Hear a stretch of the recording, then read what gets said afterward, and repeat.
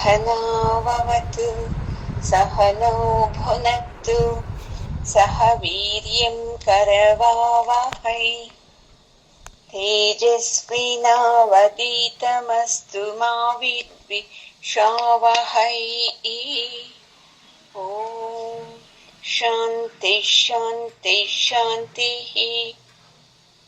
मूकं करोति वाचालं पंगुं लङ्घयति गिरिं यत्कृपातमहं वन्दे ಪರಮಾನಂದಸಾಗರಂ. ಗುರುಗಳ ಪಾದಕ್ಕೂ ಕೃಷ್ಣನ ಪಾದಕ್ಕೂ ನಮಸ್ಕಾರ ಮಾಡ್ಕೊಳ್ಳೋಣ. ಇವತ್ತು 38ನೇ ಶ್ಲೋಕ. ನಹಿ ಜ್ಞಾನೇನ ಸದೃಶಂ ಪವಿತ್ರಮಿಹ ವಿದ್ಯತೆ ತತ್ಸ್ವಯಂ ಯೋಗ ಸಂಸಿದ್ಧಃ ಕಾಲೇನಾತ್ಮನಿ ವಿಂದತಿ. ಈ ಭಗವಂತ ಹೇಳ್ತಾ ಇದ್ದಾರೆ ಕೃಷ್ಣನ್ಗೆ, ನೋಡಪ್ಪ, ಈ ಆತ್ಮವಿದ್ಯೆಗೆ ಸಮನಾದಂತ ಒಂದು ಜ್ಞಾನ ಯಾವುದೂ ಇಲ್ಲ. ಹೋಗ್ಲಿ, ಆತ್ಮವಿದ್ಯೆ ಇಂತಹದ್ದು ಅಂತ ಬೇರೆ ಯಾವುದನ್ನ ನೋಡ್ಸಿ ಹೇಳೋಣ ಅಂದ್ರೆ ಅದೂನು ಸರಿ ಆಗಲ್ಲ ಅರ್ಜುನ. ಅಂತಹದ್ದು ಈ ಆತ್ಮವಿದ್ಯೆ ತುಂಬಾ ಪವಿತ್ರ ಆಗಿರೋದು. ಈಗ ನಾವು ಏನಪ್ಪ ಯಾರಂಗಿರ್ತಾರೆ ಅವರು ಅಂತ ಕೇಳ್ತೀವಲ್ವಾ. ಅವರು ನೋಡು, ಅವ್ರ ತರ ಇನ್ನೊಬ್ರು ಇದಾರಲ್ವಾ ನಮಗ್ ಗೊತ್ತಿದ್ದವರು, ಕೂದ್ಲು ಉದ್ದ, ಅವರು ಎಷ್ಟು ಉದ್ದ ಇದ್ದಾರೆ, ಸ್ಟೈಲ್ ಆಗಿ ಮಾತಾಡ್ತಾರಲ್ವಾ, ಸೇಮ್ ಅದೇ ತರ ಅಂತ ನಾವ್ ಹೆಂಗೆ ಉದಾಹರಣೆ ಕೊಡ್ತೀವಲ್ವಾ, ಆ ತರ ಈ ಭಗವದ್ಗೀತೆಗೆ, ಈ ಜ್ಞಾನಕ್ಕೆ ಬೇರೆದನ್ನ ಉದಾಹರಣೆ ಕೊಟ್ಟು ಹೇಳಕ್ ಆಗಲ್ಲ ಅರ್ಜುನ ಅಂತ ಹೇಳ್ತಾ ಇದ್ದಾರೆ. ಈಗ ನೋಡಿ, ಹಾಲ್ ಹೆಂಗಿರ್ತಿದೆ ಅಂತ ಯಾರು ಕೇಳ್ತಾರೆ ಅನ್ಕೋ. ಹಾಲ್ ಹೆಂಗಿರ್ತಿದ್ ಗೊತ್ತಿಲ್ವಾ ನಿನ್ಗೆ? ಈಗ ಬಿಳಿ ಪೇಂಟ್ ಇರ್ತಿತ್ತಲ್ವಾ, ಸೇಮ್ ಹಂಗೆ ಹಾಲುನು ಇರ್ತಿದೆ ಅಂತ ನಾವ್ ಹಂಗೆ ಉದಾಹರಣೆ ಕೊಟ್ಟು ಓ ಈ ತರನಾ ಅಂತ ಬರೋಂಗೆ ಯೋಚನೆ ಹೇಳ್ತೀವಿ. ಅಂದ್ರೆ ಈ ಜ್ಞಾನಕ್ಕೆ, ಈ ಭಗವದ್ಗೀತೆಗೆ ಬೇರೆ ಯಾವುದನ್ನು ಕೊಟ್ಟು ಉದಾಹರಣೆ ಈ ತರ ಅಂತ ಹೇಳಕ್ಕಾಗಲ್ಲ ಅರ್ಜುನ. ಅಂತ ಪವಿತ್ರವಾದದ್ದು ಈ ಜ್ಞಾನ. ಈ ಜ್ಞಾನಕ್ಕೆ ಸಮಾನವಾದಂತ ವಸ್ತು ಈ ಜಗತ್ತಲ್ಲಿ ಇಲ್ವೇ ಇಲ್ಲ ಅರ್ಜುನ. ನೀನು ಈ ಜ್ಞಾನದಿಂದ ಯೋಚನೆ ಮಾಡು ಅಂತ ಹೇಳ್ತಾ ಇದ್ದಾನೆ. ಅರ್ಜುನ ಹೆಂಗೆ ಯೋಚನೆ ಮಾಡ್ತಾ ಇದ್ದಿದ್ದು? ವ್ಯಾಮೋಹದಿಂದ ಯೋಚನೆ ಮಾಡ್ತಾ ಇದ್ದಾನಲ್ವಾ. ಅಯ್ಯೋ, ನಮ್ಮ ನೆಂಟರು, ನಮ್ಮ ತಾತ, ನಮ್ಮ ಅಜ್ಜಿ, ನಮ್ಮ ಬಂಧುಗಳು, ಈ ತರ ಯೋಚನೆ ಮಾಡೋದ್ರಿಂದ ನಿನ್ಗೆ ದುಃಖ ಆಗ್ತಾ ಇದೆ ಅರ್ಜುನ. ಯಾಕೆ ನೀನು ಈ ಜ್ಞಾನನ ಹಿಡ್ಕೋತಾ ಇಲ್ಲ? ಜ್ಞಾನ ಮಾತ್ರನೇ ತುಂಬಾ ಪವಿತ್ರ, ಅದ್ ತುಂಬಾ ಉತ್ಕೃಷ್ಟವಾದದ್ದು ಯಾವುದು ಅಂದ್ರೆ ಜ್ಞಾನ ಅಂತ ಹೇಳ್ತಾರೆ. ಅದರಿಂದ ನೀನು ಯೋಚನೆ ಮಾಡು.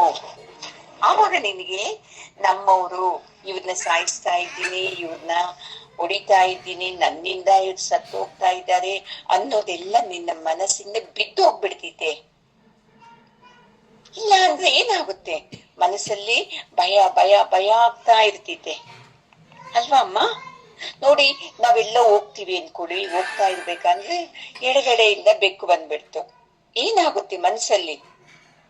ಓ, ಈ ಕೆಲ್ಸ ಆಗಲ್ಲ, ಬೇಡ ಬೇಡ ಬೇಡ ಅಂತ ಬಂದ್ಬಿಡ್ತೈತೆ. ಯಾಕೆ? ಅಲ್ಲಿ ಜ್ಞಾನನ ಉಪಯೋಗಿಸ್ತಾ ಇಲ್ಲ, ನಾವು ಧರ್ಮನ ಉಪಯೋಗಿಸ್ತಾ ಇದ್ದೀವಿ. ನಮ್ಮ ಧರ್ಮದಲ್ಲಿ ಹೇಳ್ತಾರೆ ಹಿಂಗೆ ಹೋಗ್ಬಾರ್ದು ಅಂತ.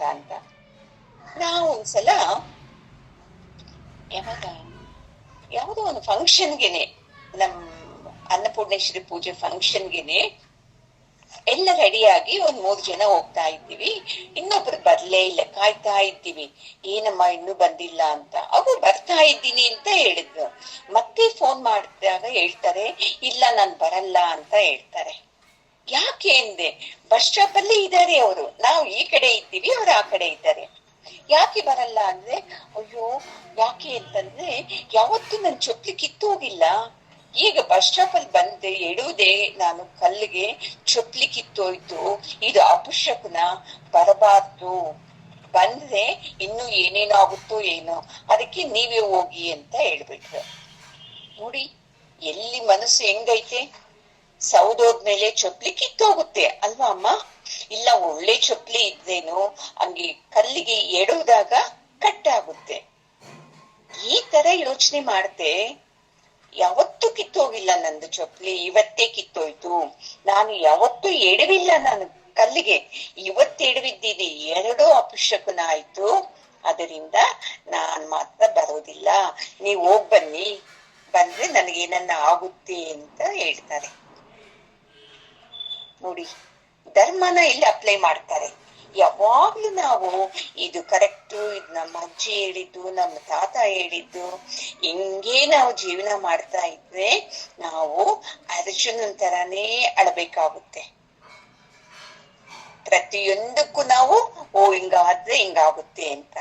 ಅದಕ್ಕೆ ಭಗವಂತ ಇಲ್ಲಿ ಅಷ್ಟು ನೀಟಾಗಿ ಹೇಳ್ತಾ ಇದ್ದಾರೆ, ನಹಿ ಜ್ಞಾನೇನ ಸದೃಶಂ.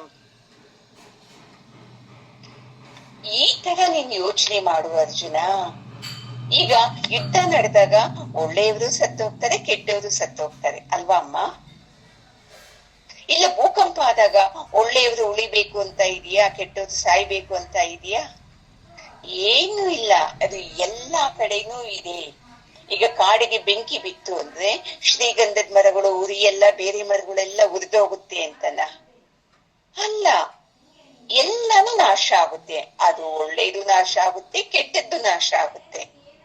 ಹಂಗೆ ನೀನು ನಮ್ ತಾತ ಎಷ್ಟು ಒಳ್ಳೆಯವರು, ನಮ್ಮ ಗುರುಗಳು ಎಷ್ಟು ಒಳ್ಳೆಯವರು ಅಂತ ಈ ತರ ಯೋಚನೆ ಮಾಡ್ತೀಯಲ್ವಾ ಅರ್ಜುನ? ಜ್ಞಾನದಿಂದ ಯೋಚನೆ ಮಾಡು. ಹೌದು, ಯುದ್ಧ ಮಾಡ್ಬೇಕಾದ್ರೆ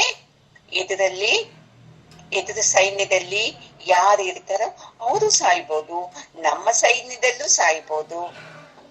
ಯುದ್ಧದ ನಿಯಮನೇ ಅದಲ್ವಾ, ಗೆಲ್ಬೇಕು ಅನ್ನೋದು ಒಂದೇ ಇರ್ತಿದೆ ಅಲ್ಲಿ. ಹಾಗಿದ್ದಾಗ ನಾನು ಈ ವ್ಯಾಮೋಹದಿಂದ ಅಳಬಾರ್ದು. ಅದ್ ನಿನ್ ಗೊತ್ತಾಗ್ತಾ ಇಲ್ವಲ್ಲ ಅರ್ಜುನ, ಯಾಕಪ್ಪ ಅಂತ ಎಷ್ಟು ನೈಸಾಗಿ ಕೃಷ್ಣ ಹೇಳ್ತಾ ಇದ್ದಾನೆ. ನಾವ್ ಅನ್ಕೋತೀವಿ, ನೋಡು ಕೃಷ್ಣ ಅರ್ಜುನನಿಗೆ ಎಷ್ಟು ಬುದ್ಧಿ ಹೇಳ್ತಾ ಇದ್ದಾನೆ ಅಂತ. ನಾವ್ ಎಷ್ಟು ಡೀಸೆಂಟ್ ಅಪ್ಪ, ನಮ್ಗಿಲ್ಲ ನೋಡಿ ಈ ತರ ಅಂತ.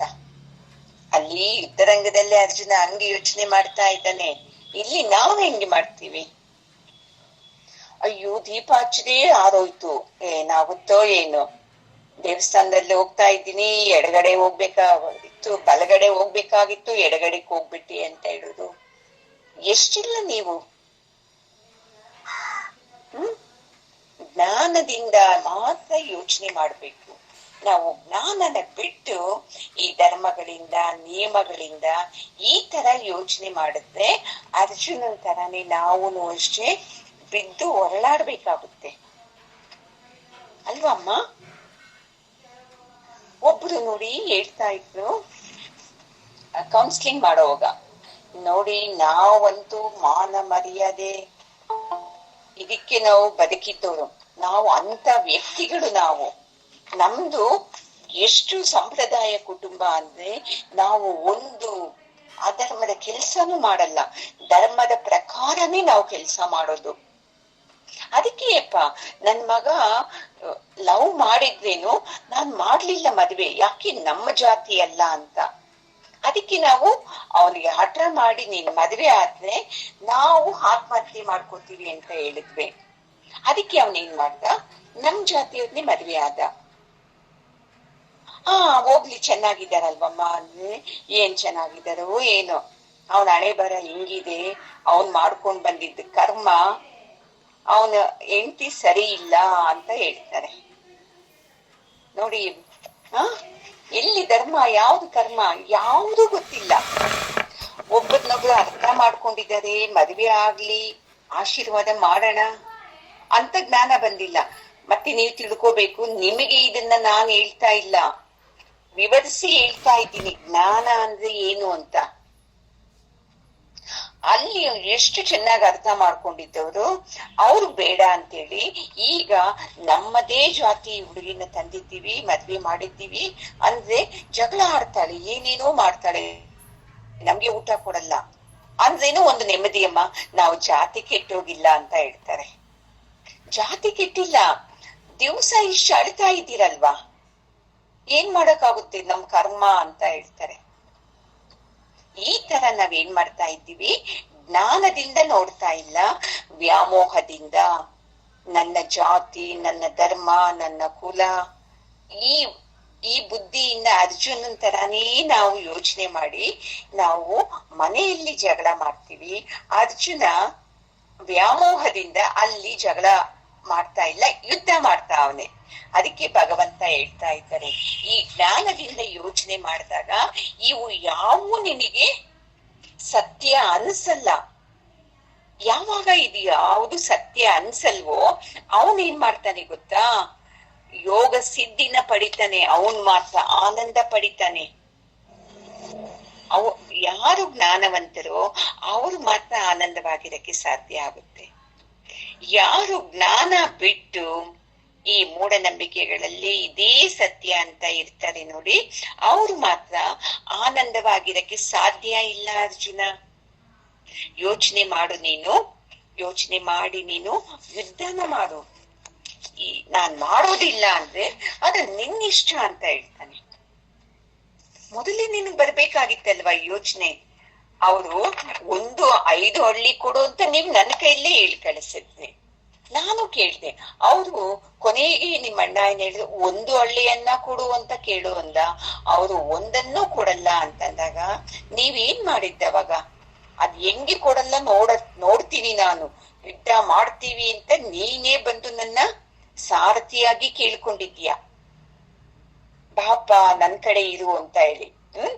ಈಗ ನೋಡಿದ್ರೆ ನಾನು ಯುದ್ಧ ಮಾಡಲ್ಲ, ನಾನು ಓಡೋಗ್ತೀನಿ, ಇದು ಧರ್ಮ ಅಲ್ಲ ಇದು ಅಧರ್ಮ ಅಂತ ನನಗೆ ಹೇಳ್ತಾ ಇದೆಯಲ್ವಾ ಅರ್ಜುನ. ನೀನು ಧರ್ಮ ಅಧರ್ಮನ ಬಿಟ್ಬಿಡು. ನೋಡಿ, ಈ ಭಗವದ್ಗೀತೆಯಲ್ಲಿ ಧರ್ಮ ಅಧರ್ಮ ನಮ್ದೇ ಬೇರೆ ಇದೆ, ಅಲ್ಲಿ ಭಗವಂತಂದೇ ಬೇರೆ ಇದೆ. ನೋಡಿ, ಯಾರು ಅಧರ್ಮದಿಂದ ಜೀವನ ಮಾಡ್ತಾರೋ ಅವ್ರಿಗೆ ಹಂಗೆ ಉತ್ತರ ಕೊಡ್ಬೇಕು ಅಂತ. ಒಂದ್ಸಲ ಯುದ್ಧರಂಗದಲ್ಲಿ ಕರ್ಣನ್ ಜೊತೆ ಕರ್ಣ ಬಂದಿರ್ತಾನೆ. ಆಗ ಯುದ್ಧ ಮಾಡೋವಾಗ ಏನಾಗುತ್ತೆ, ಕರ್ಣಂದು ರಥ ಏನೇನು ಇರ್ತಿತ್ತಲ್ವ ನೆಲದಲ್ಲಿ, ಅದರಲ್ಲಿ ಸಿಕ್ಕಾಕೊಂಡ್ಬಿಡ್ತಿದೆ. ಆವಾಗ ಅರ್ಜುನ ಯುದ್ಧದ ನಿಯಮ ಏನು ಅಂತ ಟೈಮಲ್ಲಿ ಆ ವ್ಯಕ್ತಿನ ಏನು ಮಾಡಬಾರ್ದು ಅಂತ ಅರ್ಜುನ ಹೇಳ್ತಾನೆ. ಅವಾಗ ಅಯ್ಯೋ ನಾನು ಅವನ ಮೇಲೆ ಯುದ್ಧ ಮಾಡಲ್ಲ ಅಂತ. ಕೃಷ್ಣ ಹೇಳ್ತಾನೆ, ನೀನು ಅವನ ಮೇಲೆ ಬಾಣ ಬಿಡ್ತೀಯ ಇಲ್ವಾ ನೀನು ಅಂತ. ಯಾಕೆ ಹೇಳಿ, ಅವನೇನ್ ಮಾಡಿದ್ದು, ದ್ರೌಪದಿ ಸೀರೆ ತೆಗೆಯುವಾಗ ಅಧರ್ಮಕ್ಕೆ ಸಪೋರ್ಟ್ ಮಾಡಿದ್ದಲ್ವಾ. ಅಂತ ಅಧರ್ಮಿಗೆ ಏನ್ ಮಾಡ್ಬೇಕು, ಅಧರ್ಮದಿಂದನೇ ಉತ್ತರ ಕೊಡ್ಬೇಕು. ಇದು ಕೃಷ್ಣನ ಧರ್ಮ. ಇದು ಪಾಪ ಅರ್ಜುನನ್ಗೆ ಅರ್ಥ ಆಗ್ತಾ ಇಲ್ಲ. ಅದಕ್ಕೆ ಭಗವಂತ ಇಲ್ಲಿಗೆ ಎಷ್ಟು ಆಯ್ತು, 38 ಶ್ಲೋಕ ಆಯ್ತು. 4ನೇ ಜ್ಞಾನ ಯೋಗದಲ್ಲೇ 38 ಶ್ಲೋಕದಲ್ಲೂ ಜ್ಞಾನ ಮುಖ್ಯ ನೋಡು, ಈ ತರ ಯೋಚನೆ ಮಾಡು, ವ್ಯಾಮೋಹ ಬಿಡು ಅಂತ ಹೇಳ್ತಾ ಇದ್ದೇನು. ಅರ್ಜುನನಿಗೆ ಮಾತ್ರ ಒಂದು ಸಂಶಯನೂ ಹೋಗ್ತಾನೇ ಇಲ್ಲ. ಏನ್ ಹೇಳ್ತಾ ಇದ್ದಾನೆ ಈ ಕೃಷ್ಣ, ನನ್ಗೆ ಅರ್ಥನೇ ಆಗ್ತಾ ಇಲ್ವಲ್ಲ ಅಂತ ಅವನು ಯೋಚನೆ ಮಾಡ್ತಾ ಇದ್ದಾನೆ.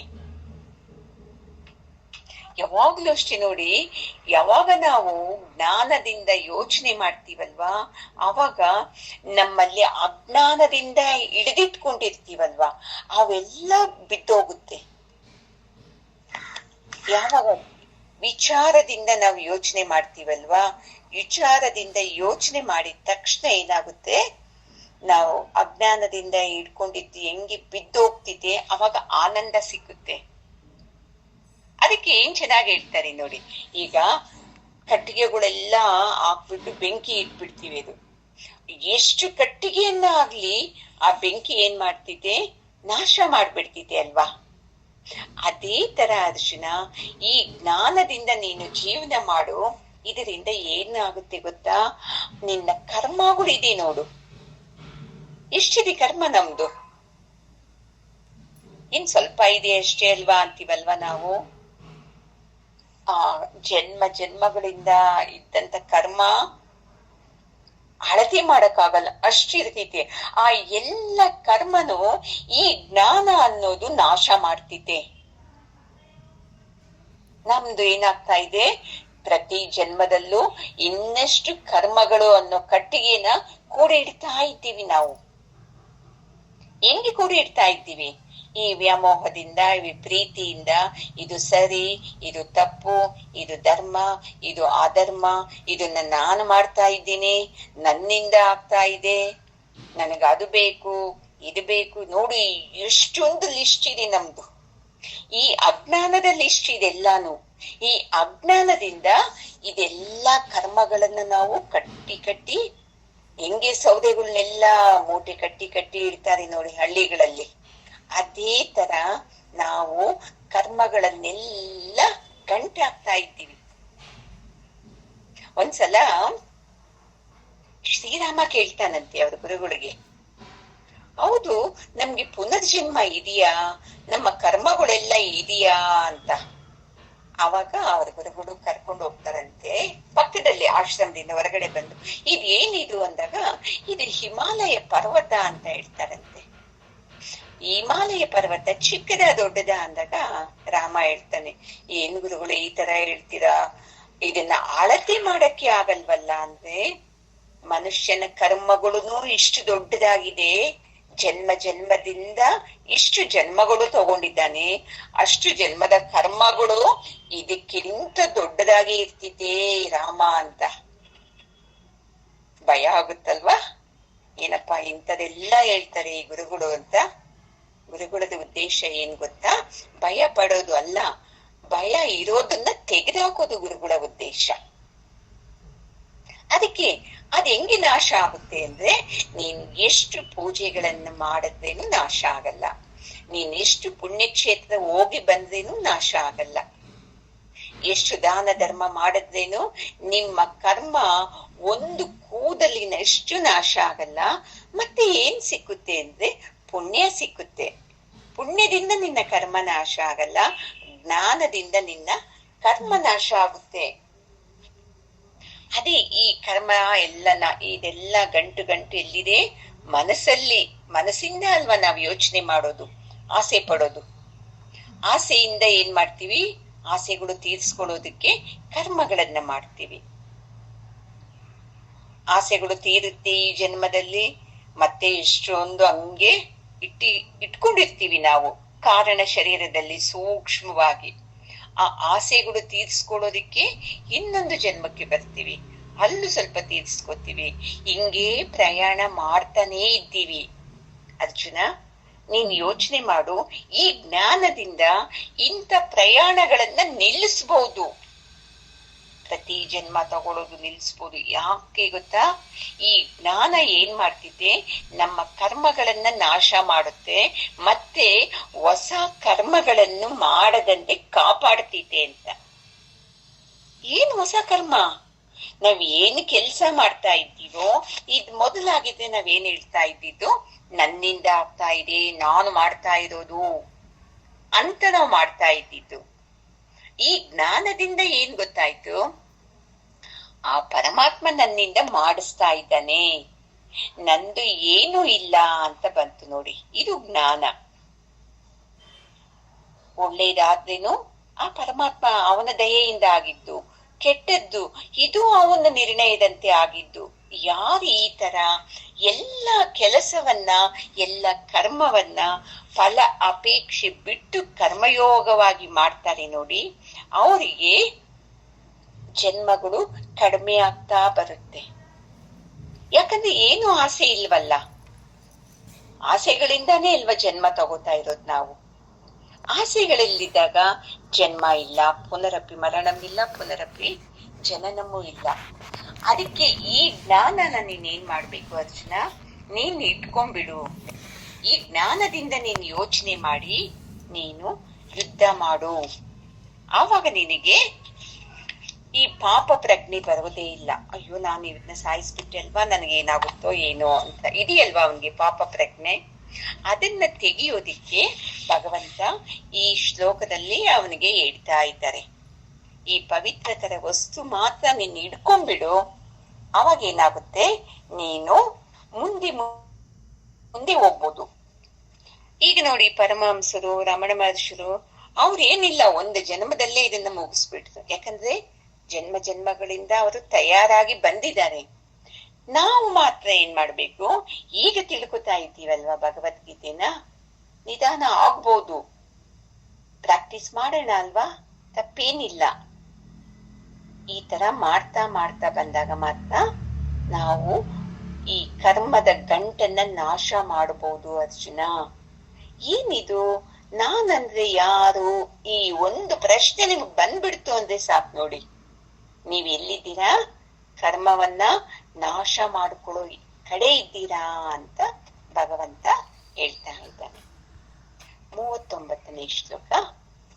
ಶ್ರದ್ಧಾವಾನ್ ಲಭತೆ ಜ್ಞಾನಂ ತತ್ಪರ ಸಂಯತೇಂದ್ರಿಯಃ ಜ್ಞಾನಂ ಲಬ್ಧ್ವಾ ಪರಾಂ ಶಾಂತಿಂ ಅಚಿರೇಣಾಧಿಗಚ್ಚತಿ.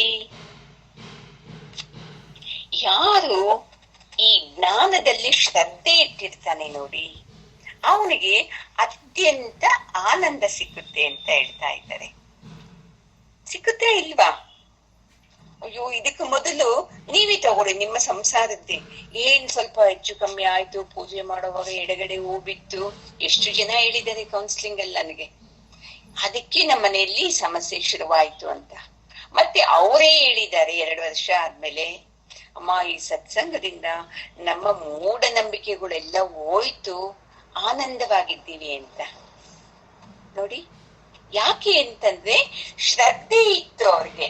ಹೌದು, ಸತ್ಸಂಗದಲ್ಲಿ ಗುರೂಜಿಯವರು ಹೇಳ್ತಾ ಇದ್ದಾರೆ, ಸುಮ್ನೆ ಹೇಳಲ್ಲ ಗುರುಗಳು, ಅವ್ರು ಹೇಳೋದೆಲ್ಲ ನಮ್ಮ ಒಳ್ಳೇದಕ್ಕೆ, ಈ ಜ್ಞಾನದಿಂದನೇ ನಮಗೆ ಆನಂದ ಅಂತ ಮನಸ್ಸು ಮಾಡಿ ನೀವಿಷ್ಟು ದಿವಸ ಸತ್ಸಂಗದಲ್ಲಿ ಇದ್ದಿದ್ದಕ್ಕೆ ನಿಮ್ಗೆ ಏನಾಯ್ತು, ಈಗ ಆ ಮೂಢನಂಬಿಕೆಗಳನ್ನೆಲ್ಲ ಹೊಡೆದಾಕ್ತಾ ಇದ್ದೀರಾ, ಅದಕ್ಕೆ ಆನಂದ ಸಿಗ್ತಾ ಇದೆ. ಅದಕ್ಕೆ ಇಂಥ ಜ್ಞಾನವಾನ್ ಆಗ್ಬಿಡ್ತೀಯ ನೀನು, ಶ್ರದ್ಧೆನ ಇಟ್ಕೊಂಡ್ಬಿಡು, ನಿನಗೆ ಅದು ತುಂಬಾ ಆನಂದ ತರಿಸ್ತೈತೆ. ಈಗ ಹಣ ಇದ್ದವನೇನಂತಿದೆ, ಅವನಿಗೆ ತುಂಬಾ ಶ್ರೀಮಂತ ಅಂತ ಹೇಳ್ತೀವಿ. ರೂಪ ಇದ್ದವನಿಗೆ ರೂಪವಾನ್ ಅಂತೀವಿ. ಹಂಗೆ ಇಲ್ಲಿ ಶ್ರದ್ಧಾವಾನ್ ಅಂತ ಹೇಳ್ತಾರೆ. ಈ ಶ್ರದ್ಧೆ ಒಂದೇ ನೋಡಪ್ಪ ನಿನ್ನ ಜ್ಞಾನದ ಕಡೆ ಕರ್ಕೊಂಡು ಹೋಗೋದು ಅರ್ಜುನ. ಯಾವಾಗ ಶ್ರದ್ಧೆ ಇಟ್ಟು ಮನುಷ್ಯ ಕೆಲಸ ಮಾಡ್ತಾನೆ ನೋಡಿ, ಅವಾಗ ಆನಂದ ಸಿಗುತ್ತೆ. ನಾವೀಗ ಏನ್ ಮಾಡ್ತಾ ಇದ್ದೀವಿ, ಶ್ರದ್ಧೆ ಸ್ವಲ್ಪ ಇಕ್ತೀವಿ, ಸ್ವಲ್ಪ ಇಕ್ಕೋದಿಲ್ಲ, ಅರ್ಧ ಕೆಲ್ಸ ಆನಂದವಾಗಿ ಮಾಡ್ತೀವಿ, ಇನ್ನರ್ಧ ಕೆಲ್ಸ ನಮ್ಗೆ ಅನ್ಬಿಟ್ರಲ್ವಾ ಅಂತ ಮಾಡ್ತೀವಿ. ಯಾಕೆ ಅಂದಿದ್ದು ಅಂತ ನಾವು ಯೋಚನೆನ ಮಾಡೋದೇ ಇಲ್ಲ. ಯಾಕಂದ್ರೆ ನಮ್ಮ ತಪ್ಪನ್ನ ನಮ್ಗೆ ಯಾರು ನೋಡಿಸ್ಬಾರ್ದು ಅಂತ. ನಮ್ಮ ತಪ್ಪನ್ನ ಯಾರು ನೋಡಿಸ್ಬಾರ್ದು ಅನ್ನೋದು ಸಂಸಾರದಲ್ಲಿ ಅದು. ಇಲ್ಲಿ ಗುರುಗಳ ಹತ್ರ ಬಂದ್ರೆ ಫಸ್ಟ್ ನಮ್ಮನ್ನ ಏನ್ ಮಾಡ್ತಾರೆ ಗೊತ್ತಾ, ನಮ್ಮ ಅಂತಃಕರಣವನ್ನ ಶುದ್ಧಿ ಮಾಡ್ತಾರೆ. ನಾವು ಆತ್ಮಬೋಧದಲ್ಲಿ ಓದಿದ್ವಲ್ವ, ಅಜ್ಞಾನಾನ್ಮಾನಸೋಪಾದೇಹೇ, ಅಲ್ಲಿ ಆ ಶ್ಲೋಕದಲ್ಲಿ ಬರ್ತಿದ್ ನೋಡಿ, ಜಲಂ ಕತಕ ರೇಣುವತು ಅಂತ. ಅಂದ್ರೆ ಆಗಿನ ಕಾಲದಲ್ಲಿ ಋಷಿ ಮುನಿಗಳು ನೀರು ಕುಡಿಬೇಕಲ್ವಾ, ಅಶುದ್ಧವಾಗಿರ್ತಾ ಇತ್ತು, ಅಲ್ಲಿ ಇಲ್ಲಿ ಎಲ್ಲ ಹಳ್ಳದಲ್ಲಿ ಕೊಳ್ಳದಲ್ಲಿ ಎಲ್ಲ ತಗೋತಾ ಇದ್ದಿತ್ತು.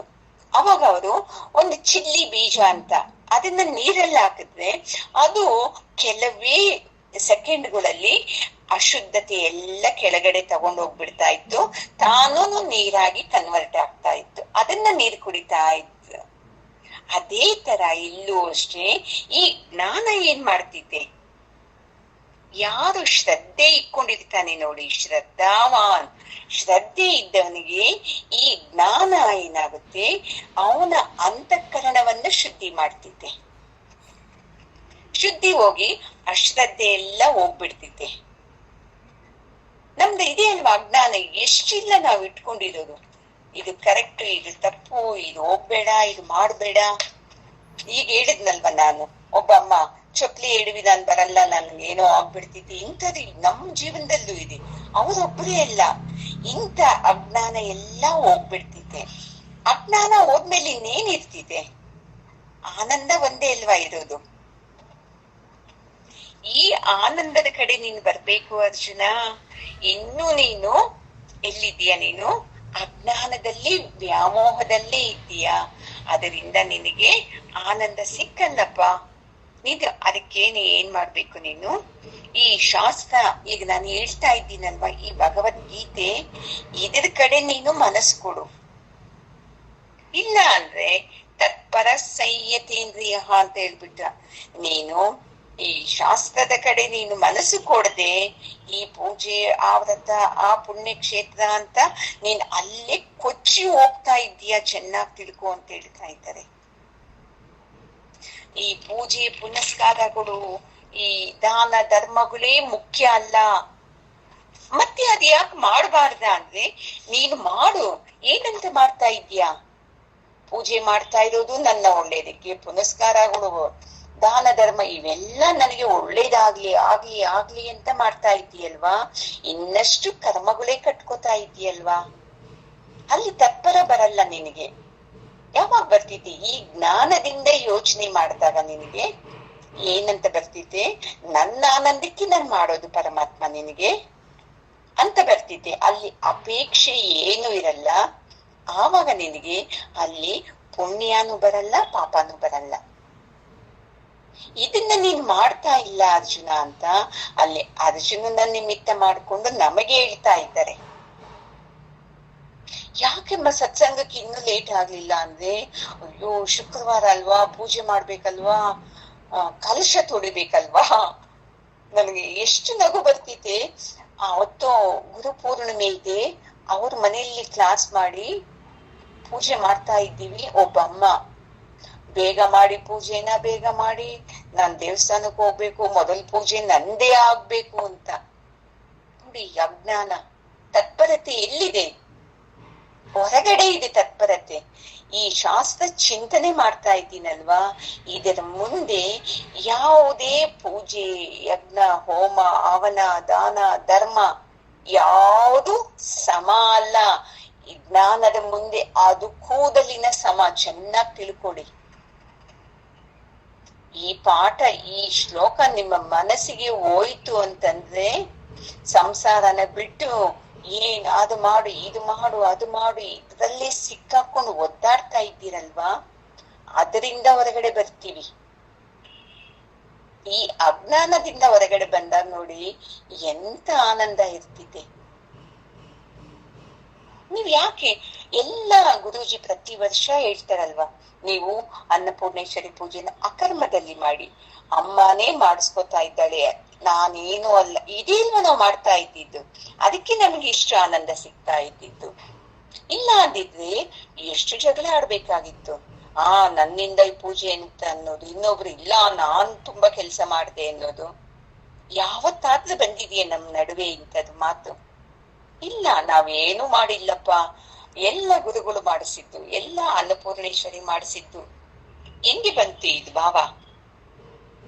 ಈ ಸತ್ಸಂಗದ ಜ್ಞಾನದಿಂದ ಬಂತು. ಮೊದಲನೇ ವರ್ಷ ಹೆಂಗೆ ಮಾಡಿದ್ದು? ನಾನು ಮಾಡಿದ್ದು ಅಂತ. ಯಾಕೆ? ಅವಾಗ ಈ ಜ್ಞಾನ ನಮ್ಮಲ್ಲಿ ಹೋಗಿರ್ಲಿಲ್ಲ. ಇದು ನಾನು ಮಾಡ್ತಾ ಇದ್ದೇನೆ ಅನ್ನೋದು ಮೊದಲು ಹೋಗ್ಬೇಕು ನೋಡಿ. ಇದು ಒಂದು ಬೀಜ ಮಂತ್ರ. ಚೆನ್ನಾಗಿ ನೆನ್ಪಿಟ್ಕೊಳ್ಳಿ. ನಾನು ಮಾಡ್ತಾ ಇದ್ದೇನೆ ಅಲ್ಲ, ನನ್ನ ಕೈನಲ್ಲಿ ಆ ಪರಮಾತ್ಮ ಮಾಡಿಸ್ತಾ ಇದ್ದಾನೆ. ಹೆಂಗೆ ಮಾಡಿಸ್ತಾ ಇದ್ದಾನೆ? ಅವನಿಗೆ ಹೆಂಗೆ ಬೇಕೋ ಆ ತರ ಮಾಡಿಸ್ತಾ ಇದ್ದಾನೆ. ನಾನ್ ಮಾಡಿದ್ದಕ್ಕೆ ಇಷ್ಟ ಆಯ್ತು, ಗ್ರ್ಯಾಂಡ್ ಆಗಿ ನಾನ್ ನಿಂತಿದ್ದಕ್ಕೆ ಆಯ್ತು. ಯಾಕಂದ್ರೆ ನನಗೆ ತುಂಬಾ ಅನುಭವ. ಅಲ್ಲಿ ಅರ್ಜುನ ಹೇಳ್ತಾನಲ್ವಾ, ಏಯ್ ಕೃಷ್ಣ ಅಲ್ಲಿ ನಿಲ್ಸು ರಥಾನ ಅಂತ. ಎಷ್ಟು ಅಹಂಕಾರ ನೋಡಿ. ಭಗವಂತ ತನ್ನ ಜೊತೆಯಲ್ಲಿದ್ದಾನೆ, ಅವನ ಮಾತು ನಾನು ಕೇಳಬೇಕು ಅಂತ ಇಲ್ಲ. ಸಾರಥಿ ಆಗಿದ್ದಾನಲ್ವಾ, ಈಗ ನಾನ್ ಹೇಳ್ದಂಗೆ ಕೇಳ್ಬೇಕು ಅಂತ. ಅಲ್ಲಿ ಅರ್ಜುನನ್ಗೆ ಅಹಂಕಾರನ ನೋಡಿಸ್ತಾ ಇದ್ದಾನೆ. ಇಲ್ಲಿ ಗುರುಗಳು ನಮ್ಮ ಅಹಂಕಾರ ನಮಗೂ ನೋಡಿಸ್ತಾ ಇದ್ದಾರೆ. ಈ ಭಾವದಿಂದ ನೀನು ಮಾಡು, ಎಲ್ಲ ಅಮ್ಮನೇ ಮಾಡಿಸ್ತಾ ಇರೋದು ಅಂತ. ಅವಾಗ ನಮ್ಗೆ ಪರಮ ಶಾಂತಿ ಸಿಕ್ಕುತ್ತೆ. ಯಾಕೆ? ಜ್ಞಾನ ಅಲ್ವಾ ಇದು. ನೀವೇ ಹೇಳಿ ಅಮ್ಮ, ನೀವೇನ ಮಾಡ್ತಾ ಇರೋದು? ಮಾಡ್ಬೇಕು ಅಂತ ಯೋಚನೆ ಕೊಟ್ಟಿದ್ಯಾರು? ಭಗವಂತ. ಆ ಕೈನಲ್ಲಿ ಮಾಡೋ ಶಕ್ತಿ ಕೊಟ್ಟಿದ್ಯಾರು? ಭಗವಂತ. ಈಗ ಇವರೆಲ್ಲ ಪೂಜೆಗೆ ನಾವು ಗುರು ಪೂರ್ಣಿಮೆಗೆ ನಾನು ಇಷ್ಟು ದುಡ್ಡು ಕೊಡ್ತೀನಿ ಅಂತ ಹೇಳಿದ್ಯಾರು? ಇವರಲ್ಲ. ಇವರ ಒಳಗಡಿನ ಆ ಪರಮಾತ್ಮ ಅವ್ರಿಗೆ ಮನಸ್ಸಿಗೆ ಆ ತರ ಕೊಟ್ಟಿದ್ದು. ಈ ತರ ಯೋಚನೆ ಮಾಡಿದ್ರೆ ನಿನಗೆ ಅತ್ಯಂತ ಆನಂದ ಸಿಗುತ್ತೆ ಅರ್ಜುನ. ಹಿಂಗ್ ಮಾಡ್ಕೊಂಡು ಹೋಗು, ಮಿಕ್ಕಿದ್ದೆಲ್ಲ ಆ ಪರಮಾತ್ಮ ನೋಡ್ಕೋತಾನೆ ನಿನಗೆ. ಈಗ ನೀನು ನಾನೇ ಮಾಡ್ಬೇಕು ಯುದ್ಧ ಅಂತ ನಿನ್ನ ಮನಸ್ಸಲ್ಲಿದೆ ಅಲ್ವಾ, ಅದನ್ನ ಬಿಟ್ಟು ನನ್ನ ಕೈನಲ್ಲಿ ಮಾಡಿಸ್ತಾ ಇದ್ದಾನೆ ಪರಮಾತ್ಮ ಅಂತ ಮಾಡು ಅಂತ ಹೇಳ್ತಾ ಇದ್ದಾನೆ. ಅಕ್ಕ ಮಹಾದೇವಿನು ಏನ್ ಹೇಳ್ತಾಳೆ ಗೊತ್ತಾ? ನಾನು ಚೆನ್ನ ಮಲ್ಲಿಕಾರ್ಜುನನ ನೆನೆಸ್ಕೊಂಡು ಇರೋದಿಕ್ಕೇನೆ ನಾನು ಈ ಜನ್ಮದಲ್ಲಿ ಅವನು ಕಾಪಾಡ್ತಾ ಇದ್ದಾನೆ. ನಾನು ಅವನ ಪಾದನ ಹಿಡ್ಕೊಂಡಿದ್ದಕ್ಕೆ ಅವನು ನನ್ನ ಕಾಪಾಡ್ತಾ ಇದ್ದಾನೆ. ಎಷ್ಟು ನಂಬಿಕೆ ನೋಡಿ. ಕನಸು ಕಂಡೆ ಗೆಳತಿ ಅಂತ ಏನು ಶುರು ಮಾಡ್ತಾರೆ, ತುಂಬಾ ವರ್ಷದ ಕೆಳಗಡೆ ಕೇಳಿದ್ದೆ ನಾನು. ಇಲ್ಲ ಅಂದಿದ್ರೆ ನನ್ನ ಯಾರೂ ಕಾಪಾಡ್ತಾ ಇಲ್ಲ. ಇಷ್ಟು ಆನಂದವಾಗಿ ಇಷ್ಟು ನೆಮ್ಮದಿಯಿಂದ ನಾನು ಧೈರ್ಯವಾಗಿದ್ದೀನಿ ಅಂದ್ರೆ ಆ ಮಲ್ಲಿಕಾರ್ಜುನನ್ನ ಪೂಜೆ ಮಾಡಿದ್ದಕ್ಕೆ ಅಂತ ಹೇಳ್ತಾ ಇದ್ದಾಳೆ. ಅದೇ ತರ ನಮ್ಮಲ್ಲೂ ಶ್ರದ್ಧೆ ಬಂತು ಅಂದ್ರೆ ನೋಡ್ಕೊಳ್ಳಿ, ನಮ್ಮಲ್ಲಿ ಇರುವಂತ ದುಃಖನ ನಾವೇನೆ ಕಳ್ಕೋಬಹುದು. ಯಾರೋ ಕಳ್ಕೊಳ್ಳಲ್ಲ, ಚೆನ್ನಾಗಿ ತಿಳ್ಕೊಳ್ಳಿ. ಯಾರೋ ಬಂದು ನಮ್ಮ ದುಃಖ ತೆಗಿತಾರೆ, ಯಾರೋ ಬಂದು ನಮ್ಮ ಅಜ್ಞಾನ ತೆಗಿತಾರೆ ಅಲ್ಲ. ನಿನ್ನಲ್ಲಿ ಶ್ರದ್ಧೆ ಇತ್ತು ಅಂದ್ರೆ ಆ ಶ್ರದ್ಧೆ ಕೆಲಸ ಮಾಡುತ್ತೆ ನಿನಗೆ. ಅರ್ಜುನ, ನಿನ್ನಲ್ಲಿ ಶ್ರದ್ಧೆ ಇಟ್ಕೊಂಡು ನೀನು ಮಾಡಿದ್ದು, ನಾನ್ ಮಾಡ್ತಾ ಇಲ್ಲ ಯುದ್ಧ, ಆ ಪರಮಾತ್ಮ ನನ್ನ ಕೈಲಿ ಮಾಡಿಸ್ತಾ ಇದ್ದಾನೆ ಅಂತ, ಆಗ ನಿನಗೆ ಶಾಂತಿ ಸಿಕ್ಕುತ್ತೆ. ಇಲ್ಲ ಅಂದ್ರೆ ಸಿಕ್ಕಲ್ಲ ಅಂತ. ನಾವು ಇದೇ ತರ ಈ ಜೀವನದಲ್ಲಿ ನಾವು ನನ್ನಿಂದ ಏನು ಇಲ್ಲ, ಎಲ್ಲ ಅವನಿಂದ ಆಗ್ತಾ ಇರೋದು ಅಂತ ಮಾಡೋಣ. ಸರಿನಾ? ಓಂ ಪೂರ್ಣಮದ ಪೂರ್ಣಮಿದಂ ಪೂರ್ಣಾತ್ ಪೂರ್ಣಮುದಚ್ಯತೆ ಪೂರ್ಣಸ್ಯ ಪೂರ್ಣಮಾದಾಯ ಪೂರ್ಣಮೇವಾವಶಿಷ್ಯತೆ. ಓಂ ಶಾಂತಿ ಶಾಂತಿ ಶಾಂತಿ. ಹರಿ ಓಂ. ಶ್ರೀ ಗುರುಭ್ಯೋ ನಮಃ. ಹರಿ ಓಂ. ಗುರುಗಳ ಪಾದಕ್ಕೆ ನಮಸ್ಕಾರ ಮಾಡ್ಕೊಳ್ಳೋಣ.